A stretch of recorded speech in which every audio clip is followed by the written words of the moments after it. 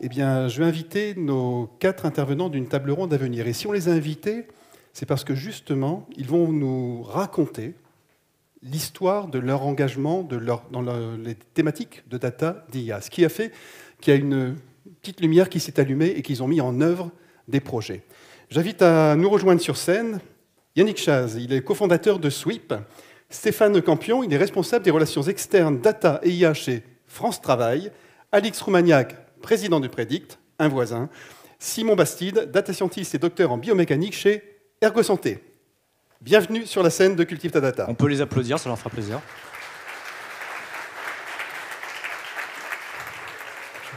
Ouais, très bien.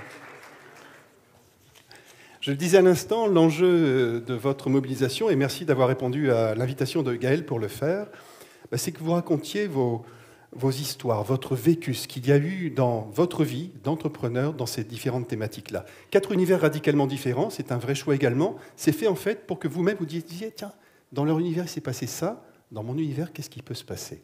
Commençons avec une activité typiquement industrielle, ErgoSanté. ErgoSanté est à Anduze. ErgoSanté, c'est une entreprise en fait qui fabrique des produits pour le bien-être des gens au travail, pour alléger les postures. Ce sont des exosquelettes sans moteur, passifs, des mobiliers également pour l'ergonomie, en fait, sur le poste de travail. Et on va se concentrer sur les exosquelettes, et en l'occurrence, il s'appelle HAPO, H-A-P-O. Simon est data scientist et docteur en biomécanique. Vous pourriez vous dire, mais dans une entreprise industrielle, qu'est-ce que ça vient faire? Chez ErgoSanté, c'est une ressource précieuse, et vous êtes 2 dans ces métiers-là, d'ailleurs, car en amont de la conception et de la fabrication, il s'agissait de collecter de la data, en fait. Et c'est devenu une appli qui s'appelle Léa, une appli mise en œuvre par Simon et son collègue. Le fait d'avoir aujourd'hui Léa qui existe, et c'est une appli que vous pouvez télécharger, on a essayé tout à l'heure, ça marche très bien. Qu'est-ce qui a déclenché le fait d'aller un peu plus loin que le périmètre industriel d'ErgoSanté pour se mettre à la data et l'IA? C'est quoi l'étincelle de départ? Avec un micro, ce sera beaucoup mieux. En fait, donc à ErgoSanté, on est spécialiste de solutions ergonomiques. Donc on essaie de couvrir tout le champ des solutions ergonomiques. Et une des lacunes qu'on a identifiées dans l'ergonomie, c'est la difficulté de mesurer les problèmes ergonomiques. Quand on arrive dans une entreprise, on a du mal parfois à savoir qui a des problèmes ergonomiques, qui a des risques de se faire mal au dos, aux épaules, etc. Et donc nous, on avait les solutions, mais on avait des problèmes de diagnostic. Et donc on s'est dit, pourquoi pas développer une application qui permet de faire ça facilement. Et donc c'est la genèse d'Apolea, c'est ça, c'est faire une application, donc au moyen d'une simple vidéo et d'un smartphone, on est capable de, en filmant quelqu'un, de dire, cette personne-là, elle prend des risques pour son dos, pour ses épaules, etc. Ça sert à qui? Ça sert aux personnes qui sont intéressées par l'ergonomie, principalement, donc les ergonomes, les médecins du travail, toutes les personnes dans une entreprise qui peuvent être concernées par les problèmes de santé au travail. Ça sert aux particuliers aussi. Souvent, on a des cas d'usage de personnes qui sont auto-entrepreneurs, donc indépendantes, et qui ont besoin de savoir si elles prennent des risques ou pas pour leur santé. Donc elles peuvent très bien demander à un collègue de les filmer, et elles ont un rapport ensuite sur leur posture, etc. Et ça sert à nous aussi, puisque nous, ça nous permet de récolter de la donnée sur l'ergonomie en général, et donc de mieux comprendre aussi le domaine dans lequel on évolue. On parlera dans un instant de ce en quoi cet engagement Data IA transforme aussi l'entreprise ErgoSanté, parce qu'il y a des phénomènes de transformation interne qui sont vraiment majeurs. Avec France Travail et Stéphane, on est dans une organisation énorme, un établissement public à caractère administratif, sous la tutelle d'un ministère, le ministère du Travail, de la Santé et des Solidarités, une vocation, un service de retour à l'emploi. C'est la finalité de France Travail. Alors, les paramètres de l'équation sont quand même assez complexes et énormes. Plus de 5 738 000 personnes inscrites à télétravail, 2,6 millions d'entreprises dont 54% ont au moins un salarié, donc ils sont à même d'embaucher, 55 000 collaborateurs chez France Travail et un peu plus de 6 000 qui sont spécifiquement dédiés à la relation avec les entreprises. C'est simplifié sûrement l'équation, mais elle est là. Ça existe depuis des années, des décennies. France Travail, Pôle emploi, la NPE. Qu'est-ce qui a provoqué le début d'un vrai projet data et IA chez France Travail? Bonjour à toutes, bonjour à tous. Alors déjà, je suis ravi d'être avec vous pour la première fois. Merci pour l'invitation. Par rapport à ta question, le premier élément à avoir en tête, c'est que ce n'est pas nouveau. Ça fait une dizaine d'années, bien évidemment, que l'opérateur Pôle emploi, devenu France Travail, s'est intéressé à l'information, comment la manipuler, comment l'utiliser, la stocker, la rendre disponible. Et ça fait aussi une dizaine d'années maintenant qu'on travaille sur les sujets d'intelligence artificielle. Il y a un mot qui a été partagé ce matin qui est important, je pense, mais vous l'avez toutes et tous en tête, c'est s'il n'y a pas de bonnes données, bien évidemment, il n'y aura pas de bonne intelligence artificielle. C'est important de l'avoir en tête. Pourquoi ? Parce qu'aujourd'hui, vous entendez beaucoup de choses sur l'IA fait ceci, l'IA fait cela. L'IA repose sur des données.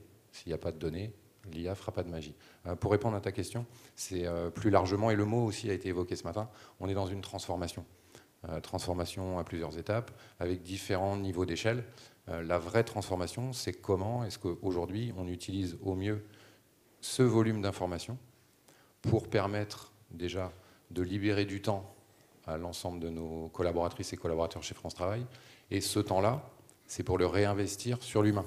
L'humain, ça veut dire être plus proche des demandeuses et demandeurs d'emploi, plus proche des recruteurs. Donc c'est une notion de transformation avec un objectif principal qui est de dire il faut qu'on recentre l'expertise de nos collaboratrices et de nos collaborateurs sur l'humain. Et donc les deux leviers sont l'utilisation de la donnée et l'utilisation de l'intelligence artificielle. Plus proche, plus vite aussi. Il y a un caractère d'efficience finalement dans le service rendu. Évidemment qu'il y a un caractère d'efficience. On est un opérateur avec des missions de service public, donc qui est financé par vous, par moi. La notion d'efficience, elle n'est pas uniquement rattachée à la notion financière. Elle est aussi rattachée, et c'est le mot important, le fait d'utiliser l'expertise de nos conseillers et de nos conseillères au profit de l'expertise vers l'humain. C'est ça le sujet, la notion d'efficience, elle est là.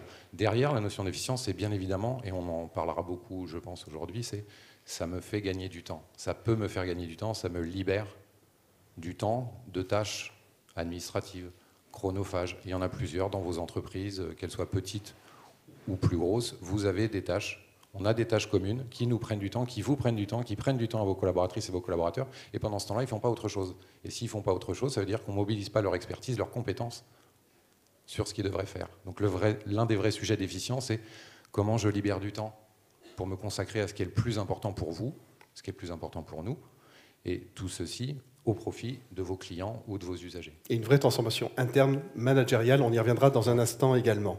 Troisième univers, celui de Predict. Predict, on pourrait se dire de façon simple, c'est des prévisions météo. Non, c'est beaucoup plus que ça. Predict est né à Montpellier en 2006, bientôt 20 ans, bel âge. Installé donc à Castelnau, juste à côté d'ici. Alix, tu en es le père fondateur, mais autour du berceau, il y avait des grands noms. Il y avait Météo France, il y avait Airbus, DSGO, et il y avait BRL. La mission, c'est d'apporter aux usagers des territoires menacés par des risques climatiques. Ça dépasse le sujet de la météo. Leur apporter une assistance intégrée, personnalisée de gestion de ces phénomènes. Des mots qu'on entend régulièrement sur les bulletins météo. Ça s'appelle inondation, tempête, submersion marine, forte chute de neige, la canicule, les vagues de froid, des cyclones et des typhons. Les clients sont divers, ce sont des collectivités, ça va être des entreprises également, ça va être des banquiers, ça va être des assureurs, ça va être aussi des particuliers. Il y a un vrai enjeu de résilience derrière tout cela. Predict a bientôt 20 ans, mais est-ce que cette dimension de la data et de l'IA était présente et aussi présente il y a 20 ans qu'aujourd'hui ? Que s'est-il passé durant 20 ans ? Alors, merci, bonjour à tous. En fait, comme dans d'autres domaines, je pense qu'on a fait de la data comme le père Jourdain faisait de la prose sans le savoir, et on l'a fait depuis le début parce que, comme tu l'évoquais, travailler sur les risques, ça veut dire analyser en temps réel, et on l'a vu malheureusement ces derniers jours, au kilomètre carré, toutes les minutes, où sont les pluies, où sont les impacts de foudre, où sont les zones inondables, où sont les bâtis, où sont les humains. Envoyer des SMS, ça veut dire qu'il faut avoir 20 millions de numéros de portable de foyers français à qui envoyer des messages. Donc la data, elle est omniprésente depuis le début. Elle a augmenté avec notre taille, c'est-à-dire que quand on travaillait avec 3 communes, il y avait un peu de data. Aujourd'hui, on travaille avec 25 000 communes en France, avec 20 millions de foyers français, avec la terre entière. Et donc le facteur data, il a augmenté, et à un moment donné, on ne peut plus le travailler sans le structurer. Et on en parlera tout à l'heure dans l'évolution de l'entreprise. C'est à mi-parcours, il y a en gros 10 ans.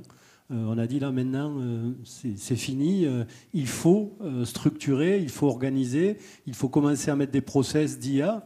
Alors l'IA aussi, c'est pas nouveau, hein. Je le disais en blaguant, tant pis, je vais donner mon âge. J'ai eu un diplôme d'études nationales DEA national d'hydrologie, diplôme d'études approfondies, qui datait de 1987. Ça ne donne pas ton âge. Hein. Non, ça ne donne pas mon âge. J'étais très en avance, en fait.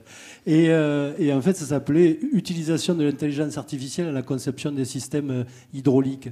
Donc, en fait, c'est des choses qui datent. Et la seule chose, c'est que les choses évoluent. Et aujourd'hui, l'algo, j'avais réfléchi il y a quelques années, on l'a utilisé pour analyser les impacts des conséquences climatiques partout sur la planète en temps réel. Donc, la data, l'IA, elle était là. Et c'est de manière naturelle qu'on s'est mis à la structurer, et surtout de manière indispensable. Mais je redis ce que vous avez dit en intro, ce qui a été dit. On ne peut pas faire de belles choses, de faire des belles propositions si on n'a pas de la qualité de la data. Et aujourd'hui, on entend trop des discours qui, du coup, commencent à dévaloriser les choses en disant avec de l'IA, on peut faire ci, on peut faire ça. Et on a trop de start-up, de personnes qui font des promesses qui ne tiennent pas la route parce que la qualité de la data n'est pas là. Et quelque part, ça décrédibilise le système. Donc, je suis très, très heureux de cet événement et de pouvoir travailler sur et qu'il continue à s'appeler Cultive ta data et ton IA. Gaël, tu connais bien nos 4 intervenants. Je vais passer dans un instant la parole à Yannick. Mais juste avant, qu'est-ce qui, pour toi, fait la robustesse de ces 3 premiers témoignages sur le terrain de la data et de l'IA ?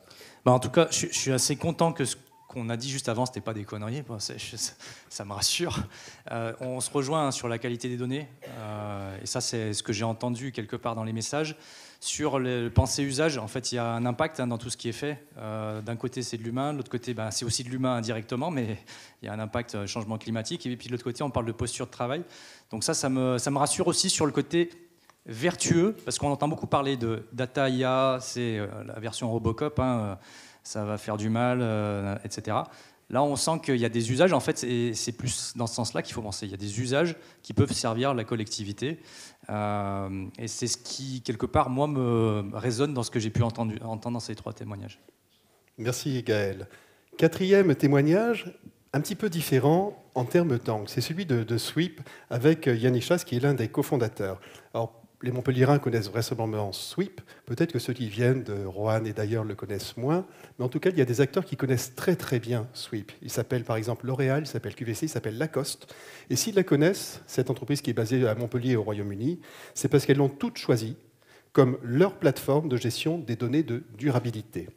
C'est une solution SaaS qui a été développée et elle va transformer des données ESG. Vous connaissez cet acronyme ? Pour ceux qui ne le connaissent pas, je peux vous assurer, il va falloir bien le rentrer dans les têtes. Ce sont les critères environnementaux, sociétaux et de gouvernance qui vont permettre notamment de rédiger des rapports CSRD. C'est devenu, la gestion de ces données, un levier stratégique pour répondre aux exigences de reporting, parfois réglementaires et parfois volontaires. Limiter les risques climatiques et réglementaires et renforcer cette résilience aussi à long terme.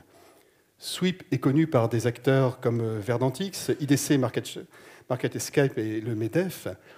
L'entreprise a fait le choix d'être certifiée B Corp. C'est extraordinaire dans ces métiers-là, c'est assez rare. Et elle est également membre active des principales coalitions internationales pour le développement durable. Alors Yannick, en termes d'angle par rapport à ce sujet, des datas, de l'IA et des hommes, donne-nous ton regard sur ce qui déclenche chez tes clients la volonté de sortir, grosso modo, des tableaux Excel et des PowerPoint pour vraiment s'intéresser à la data, à l'IA et produire ces fameux rapports attendus. Je pense que le mot que vous avez utilisé en introduction autour de la maturité, c'est un point important que l'on observe chez les clients. Maturité vis-à-vis de la data, maturité vis-à-vis de l'impact du climat. Et ce qui déclenche généralement, ce que l'on voit nous dans les appels d'offres et dans les échanges qu'on a avec les clients, c'est comment on va être capable de survivre, nous, en tant qu'entreprise, dans un monde bas carbone, avec les limites planétaires qui sont connues. Comment on s'adapte au changement climatique, comment on se met en œuvre pour être résilient et survivre dans un monde bas carbone. Et donc, ce que l'on voit, c'est que quand ils se posent cette question, naturellement, on part d'une page blanche la plupart du temps. Tout ce qui est extra-financier, c'est de la donnée que l'on a, mais on ne sait pas vraiment comment la traiter, on ne sait pas vraiment comment la structurer et comment prendre des décisions au-dessus. Et donc nous, ce qu'on fait avec nos clients, c'est les accompagner en les outillant avec Sweep pour leur permettre justement de structurer cette donnée à un niveau très granulaire, parce qu'on a besoin de comprendre dans le détail ce qui se passe, pour faire émerger les impacts, que ce soit carbone, que ce soit ESG de manière générale, et être capable de prendre des décisions. Et toute la subtilité réside dans la qualité, vous l'avez déjà dit, de la donnée, donc être capable d'extraire la bonne donnée pour la qualifier au bon endroit, et surtout sur la profondeur de la donnée, c'est-à-dire que ça ne suffit pas de se connecter à un système d'information et de dire c'est bon, j'ai mon système, ça va au-delà de ça, on est obligé d'aller chercher les données de la chaîne de valeur par exemple, quel est l'impact de ma supply chain, donc de mes fournisseurs, donc on est obligé d'engager avec ces fournisseurs, d'aller chercher les informations auprès des fournisseurs pour comprendre comment je vais décarboner. Je vais prendre un exemple concret que l'on aime bien, L'Oréal par exemple, ils ont des milliers de produits, ils déploient des produits internationalement, ils les vendent partout. Ils ont besoin de comprendre au niveau des matériaux qu'ils achètent, au niveau de la fabrication du produit, au niveau de la distribution du produit, quels vont être ces impacts sur l'environnement, parce que demain, ça sera quelque chose qui sera observé dans ce milieu-là, dans le cosmétique. Comment on fait pour être aligné avec les limites planétaires et donc survivre dans un monde bas carbone. Et pour faire ça, eh bien, ils engagent leur chaîne de valeur, ils vont chercher la granularité de l'information pour le moindre gel douche, ils sont capables de comprendre quels sont les produits qui ont été utilisés, et tout ça, c'est de la donnée. Tout ça, c'est de la donnée en volume. On parle de millions, de centaines de millions de lignes qu'on doit déjà ingérer, qu'on doit transformer à l'échelle, qu'on doit agréger pour ensuite prendre des décisions. Soit faire un rapport, publier un rapport soit réglementaire, soit volontaire de voilà mon impact à L'Oréal, soit en interne, au-delà du rapport, prendre des décisions de ok, je vais passer de ce produit-là à ce produit-là parce que le fournisseur qui le fabrique a une approche plus bas carbone et du coup, au global, on améliore l'impact de la société. Selon leur taille, effectivement, des entreprises elles ont l'obligation de produire ces différents rapports. Mais au-delà de la production d'un rapport obligatoire, en quoi est-ce que cette production d'informations va nourrir tout au long de l'année l'entreprise? Est-ce que c'est juste une fois par an, on doit produire le rapport, vite, on va se mettre à de la data et à l'IA? Est-ce qu'il y a une utilité dans la vie de l'entreprise? Alors, il y a plusieurs aspects. Jusqu'à très récemment, jusqu'à des outils comme les nôtres, et on n'est pas les seuls, c'était très marqué annuellement. On doit faire notre rapport bilan carbone annuel. Mais ce n'est pas pilotable en fait. Si vous avez une image, une photo de votre bilan carbone à date, que faites-vous avec ça? Ça change tout le temps, vous ouvrez une usine, vous fermez une usine, vous avez plus d'imports, moins d'imports, vous avez un problème d'approvisionnement qui est sur un produit. Tout change. Et donc avoir des outils de pilotage en temps réel ou semi-temps réel, je ne veux pas dire temps réel, semi-temps réel, sur de la donnée d'impact, ça permet d'agir en fait. Et la différence, elle est fondamentale, c'est qu'on passe d'un mode je montre ce que je fais, je montre où j'en suis, ce qui est une bonne étape, elle est nécessaire mais pas suffisante, à j'agis, et c'est là où ça change tout, c'est-à-dire qu'avec des outils de pilotage, au quotidien, les équipes opérationnelles de la chaîne d'approvisionnement ou des opérations pures de fabrication de produits sont capables de dire ok, ben là, j'ai un spot où je vais émettre plus de carbone, où ce n'est pas en ligne avec mon budget, j'agis, je prends une action réelle qui va avoir un impact in fine sur mon rapport d'émissions de CO2 ou plus généralement de ESG.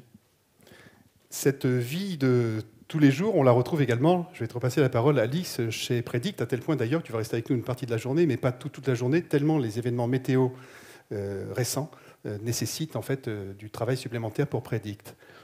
Qu'est-ce qu'il y a eu comme transformation chez Predict dans cette course finalement à la technologie et à l'expertise?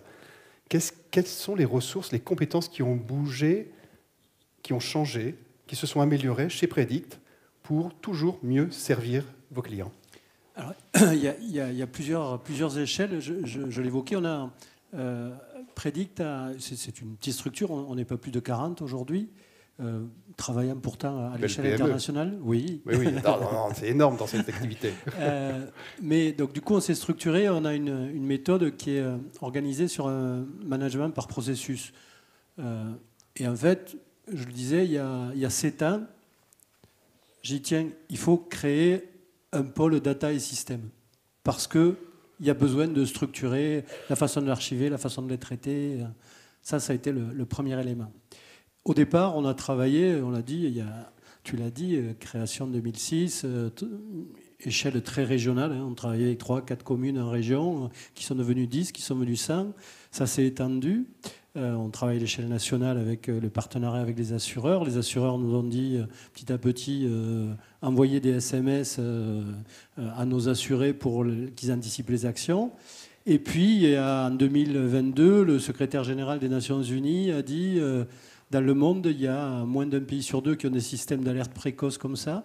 L'objectif, c'est dans 5 ans, tout citoyen de la planète soit couvert par de l'alerte précoce. Et on s'est croisé dans une COP avec les gens des Nations Unies. Ils ont dit, mais ce qu'on veut faire à l'échelle de la planétaire, c'est ce que vous avez inventé à Montpellier en 2006. Donc, est-ce que vous pouvez nous aider au Maroc, en Tunisie, en Côte d'Ivoire? Donc, on a eu une demande qui est passée de comment je traite en région Languedoc-Roussillon. Hein, et ça, c'est impossible de le faire sans de la data. Il y a la massification du travail, de plus en plus de données. Ouais. Est-ce qu'il y a, à travers des datas collectées, la fiabilité des datas collectées, et puis il y a des services supplémentaires que vous pouvez apporter aujourd'hui que vous ne pouviez pas apporter il y a 5 ans, il y a 7 ans, il y a 10 ans? Oui, clairement. Typiquement, aujourd'hui, le travail que l'on fait à l'échelle nationale, c'est-à-dire, comme on l'a fait avant-hier, dire aux gens du Lavandou, 1h30 avant que ça arrive, mettez-vous en sécurité parce qu'il y a des orages qui sont en mer, qui sont en train d'arriver.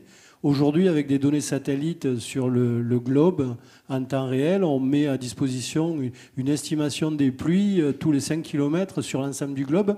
Et ce travail qu'on a pu faire au Lavandou, on peut le faire en Tunisie, en Afrique du Sud ou en Argentine. Mais par contre, faire ça à l'échelle du globe, avec très peu de personnes, c'est pas possible. Et donc c'est là où les systèmes experts, on a inventé un produit qui s'appelle le MIA. On est dans le sud, donc alors le MIA, c'est pas, on le danse pas, mais c'est le Multi-Hazard Impact Assessment.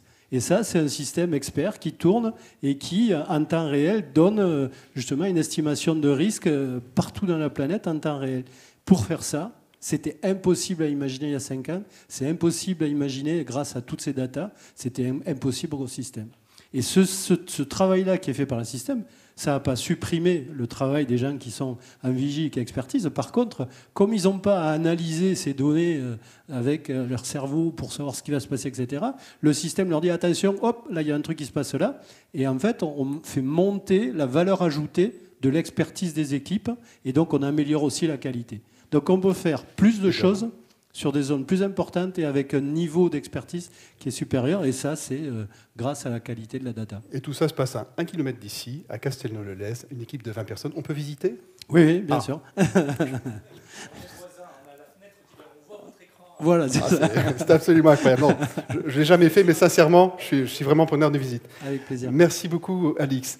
Chez France Travail, sur cette notion de transformation qu'on abordait avec Alix, ok, il y a la technologie, mais il y a les hommes et les femmes. Il y a 896 agences, je crois, de France Travail en France. C'est énorme. Ce sont des gens de terrain qui ont un métier historique. La transformation, on l'a compris, a été progressive. Il n'y a pas eu un grand jour. Aujourd'hui, en 2025, comment les collaborateurs, les managers intègrent des solutions de data et d'IA qui, il y a pour certains, 10 ans, 15 ans, quand ils bossaient à France Travail, n'existaient pas du tout. Comment perçoivent-ils ça? Il y a plusieurs questions. La première, c'est comment on le met en place. Le changement principal qu'on a opéré dans la mise à disposition de produits ou de services, que ce soit pour nos usagers internes ou nos publics, ça a été de dire, mais on l'a tous, vous l'avez tous fait à un moment ou à un autre. À un moment, on dit ok, on a une bonne idée, on développe quelque chose, on le met à disposition de nos usagers, et en fait, c'est ce qu'ils attendent, ils vont trouver ça super. Force est de constater que c'est pas forcément complètement ça. Donc le prisme de départ qu'on a eu, c'est de dire on va plutôt aller demander directement sur le terrain quels sont vos irritants à vous, et on va travailler sur vos irritants à vous, et c'est vous qui allez avec les équipes fabriquer les produits, les tester, nous dire si ça vous va, si ça va dans le bon sens, si vous voulez des nouvelles fonctionnalités. Donc tout ça pour vous dire que la grosse transformation, et tu évoquais des silos dans les entreprises, la DSI, le métier, le réseau pour France Travail, tout le travail de transformation qu'on a eu, c'est de dire on veut embarquer tout le monde dans la même équipe. Ça s'appelle une équipe produit, une démarche produit. À l'intérieur de cette équipe produit, vous allez retrouver l'ensemble des composantes de l'entreprise qui sont nécessaires à la fabrication de ces produits. Ces produits sont petits Toujours, au départ, c'est toujours des petits produits. On les fait pour parer avec le terrain. Ça signifie quoi concrètement pour parer avec le terrain? Ça veut dire qu'on leur met le plus rapidement possible un produit qui n'est pas le produit cible, qui n'est pas le produit fini, mais juste on leur met dans les mains, on est à côté d'eux. D'ailleurs, il y a Emeline Ciuti, qui est Product Manager, qui interviendra dans un atelier. Je vous encourage à aller voir, parce que concrètement, ce n'est pas moi qui fais, hein. C'est plutôt Emeline et d'autres Product Managers chez France Travail qui font. Ils sont sur le terrain, et c'est le terrain qui vous dit si ça va dans le bon sens. Donc la transformation, elle est à ce niveau-là, elle est au niveau de l'entreprise. On désilote. C'est un vrai sujet de transfo pour le coup, hein. Les acteurs DSI, les acteurs métiers, pour France Travail, le réseau, et ça n'existe plus. Vous faites partie d'une équipe et ensemble, vous allez développer les produits. L'autre intérêt de cette démarche, c'est que quand on parle d'investissement, quand on a cette démarche-là, on arrête très très rapidement un produit qui ne répond pas ou qui n'a pas d'impact. Ce qui change un petit peu avec la manière dont on pouvait fabriquer les produits et les services avant, qui pouvaient attendre 3 ans avant d'arriver, et puis au final, au bout de 3 ans, soit ils n'étaient pas attendus, soit ils ne fonctionnaient pas. Donc là, on a aussi cette démarche qui nous permet d'arrêter très rapidement les sujets quand ils ne correspondent pas aux attentes du produit. Pour votre deuxième question, pour ta deuxième question, tout ça, c'est chouette, mais ça nécessite quand même de l'acculturation, de la sensibilisation. De l'accompagnement. De l'accompagnement de l'ensemble des acteurs. Donc tu parlais de 55 000. Oui, il y a des acteurs internes, mais il faut aussi accompagner les usagers dans cette nouvelle manière d'appréhender ce type de produit. Comment est-ce qu'on utilise? Tu as utilisé le mot que j'affectionne pas forcément, mais il parle à tout le monde, qui est la notion de prompt. La notion de contexte, quand on interagit avec un système d'intelligence artificielle générative, il y a une manière de le faire. Et en fonction de la manière dont on s'adresse à lui ou à elle, la réponse peut être plus ou moins pertinente, la conversation peut être plus ou moins agréable. Donc tout ça, ça se travaille. Donc il faut aussi mener des campagnes de sensibilisation et d'accompagnement de l'ensemble des utilisatrices et des utilisateurs à l'utilisation de ce type de produit. Merci beaucoup d'ouvrir le capot de la manière dont ça se passe à France Travail. Ça casse radicalement les codes, où on pourrait dire une grande organisation, qui plus est une administration, entre guillemets, ça réfléchit à Paris, ça impose sur le terrain. Pas du tout, et l'agilité est présente également. De l'agilité, il y en a beaucoup également chez Ergo Santé. Parce que l'entreprise, elle existait déjà, elle a une bonne dizaine d'années, je crois 12 ans cette année à peu près. L'IA, la data et l'IA sont arrivées, mais alors dans votre équipe dédiée à du digital, comment ça se connecte avec ensuite la R&D des exosquelettes, la fabrication des exosquelettes? La petite bulle, la tienne, et celle du moteur de l'entreprise. Je pense qu'on a eu le luxe déjà d'avoir l'opportunité de lancer ce projet IA sans avoir besoin d'être rentable tout de suite. On a eu un peu En fait, ça a été un projet qui a été imaginé, comme j'ai dit tout à l'heure, je parle de l'application Apolea, qui a été imaginé pour faire du diagnostic ergonomique. Et ça nous a un peu surpris l'impact que ça a eu et comment l'application a marché. Ça s'est diffusé un peu tout seul. Et on s'est dit après, en fait, c'est peut-être quelque chose qu'on peut pousser plus loin, et là, d'en faire un vrai produit pour l'entreprise.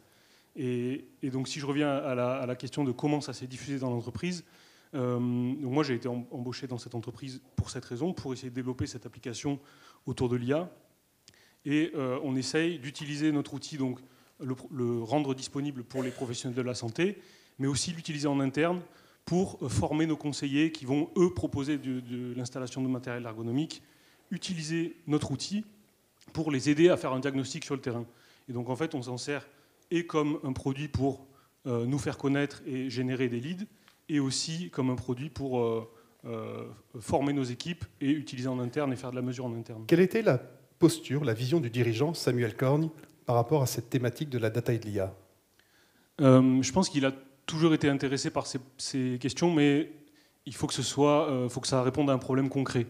Et c'est souvent d'ailleurs ce qui revient, je pense, dans tous les témoignages, c'est que en fait, l'IA a de l'impact si elle permet de résoudre un problème concret. Et le problème concret, il vient de la connaissance du métier.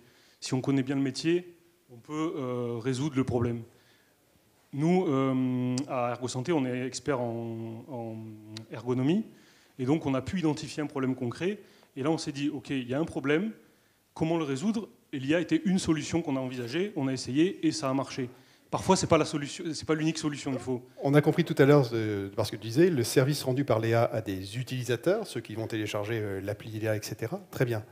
Quel service ça rend très concrètement à ErgoSanté, l'existence de Léa? Alors, le premier service, c'est que ça nous permet de nous faire connaître. En fait, les utilisateurs de Léa sont des personnes potentiellement intéressées par l'ergonomie, et nous, on est concepteurs et fabricants et vendeurs de solutions matérielles pour l'ergonomie. Tout à fait. Donc, en fait, ça permet de générer, concrètement, ça permet de générer des leads dans l'ergonomie. Quand quelqu'un utilise l'application, on va ensuite prendre contact avec elle, essayer de comprendre ses besoins, et pourquoi pas lui proposer ensuite des solutions, nos solutions. Voilà. Donc c'est une sorte de lead magnet, un peu, si on peut parler en Il y a une marketing. utilité très concrète d'un point de vue de l'activité de l'entreprise et de son business. Merci beaucoup. Bien sûr. Très rapide. Je sais, parce qu'on en avait parlé, il y a aussi, pour l'instant, vous ne l'avez pas modélisé, mais il y a une logique d'accumulation de données sur tout ce que vous apprenez, parce que plus vous avez d'utilisateurs de l'application, plus vous collectez de données sur les problématiques de posture. Et donc ça peut permettre aussi d'améliorer vos produits. C'était aussi ça, il y avait l'amélioration de produits. Oui, tout à fait, c'est quelque chose que je n'ai pas abordé, mais donc, juste pour donner quelques chiffres, l'application elle est utilisée en environ 100 à 150 analyses réalisées par jour avec notre application, principalement en France, mais partout dans le monde. Et donc en fait, ça nous permet d'avoir un bon regard et une bonne vision sur comment les gens abordent le problème de l'ergonomie. Et comme nous, on est concepteurs de solutions ergonomiques, effectivement, ça nous permet d'orienter les usages. Par exemple, on est concepteur d'exosquelettes. On veut se demander quelle est la partie du corps la plus importante à protéger grâce à un exosquelette. Et bien, grâce aux données qu'on récolte avec notre application, on est capable d'orienter ce choix-là. Une dernière question que je dois poser à Yannick, parce que dans les références que j'ai citées tout à l'heure de Sweep, il y a des grands comptes, des grands noms. Et on pourrait se dire, bon, c'est bien, c'est beau tout ça, mais franchement, quand je suis une PME, je ne suis pas trop concerné. Quel est ton point de vue là-dessus? C'est une bonne question. Je pense qu'au final, toute la structure économique est impactée par ces sujets-là. Alors, je suis très réaliste sur le fait qu'à l'échelle d'une PME, on est une PME. Donc, on sait très bien qu'on ne va pas avoir les mêmes moyens et les capacités. On n'a pas une team IT complète ou RSE dédiée pour mettre en place de tels projets.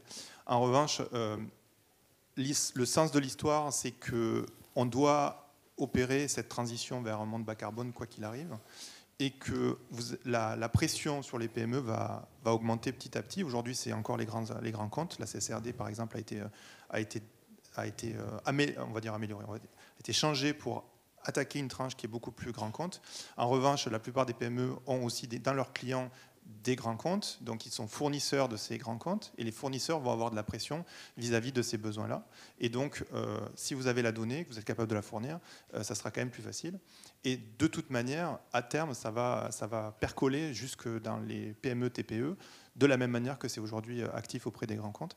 Et il va falloir, le plus tôt, en fait, mon message peut-être par rapport aux PME, c'est le plus tôt vous mettez en place quelque chose, hein, même si c'est tout petit, même si c'est une baseline très simple, hein, le plus facile ça sera. Plus vous attendez, plus ça coûte cher en fait à mettre en œuvre un projet de données. Et plus ça demande de stakeholders, plus ça demande d'outillage, plus ça demande de retraiter la donnée et de la requalifier. Donc le plus tôt, le mieux. Après, réalistiquement, dans le contexte d'une PME, ce n'est pas forcément très simple. Mais en tout cas, ce qui est sûr, c'est que ça va être quelque chose qui s'inscrit dans le sens de l'histoire. Et moi, je suis persuadé que c'est quelque chose qu'il faut prendre maintenant en compte pour être efficace et donc performant dans un monde différent demain. Un énorme merci, parce que ce que tu viens de dire correspond à finalement l'idée même de Cultive ta Data, de se retrouver dans la gradation des degrés de maturité que tu présentais tout à l'heure avec Camille, et de se dire, OK, j'en suis là, j'y suis, et j'ai envie d'avancer. Pas de prétention, beaucoup d'humilité, mais au moins, on s'y met, on s'y colle. Merci à tous les quatre de vos témoignages. Yannick Chaz, Simon Vasside, Alix Romagnac et Stéphane Campion. Merci à vous.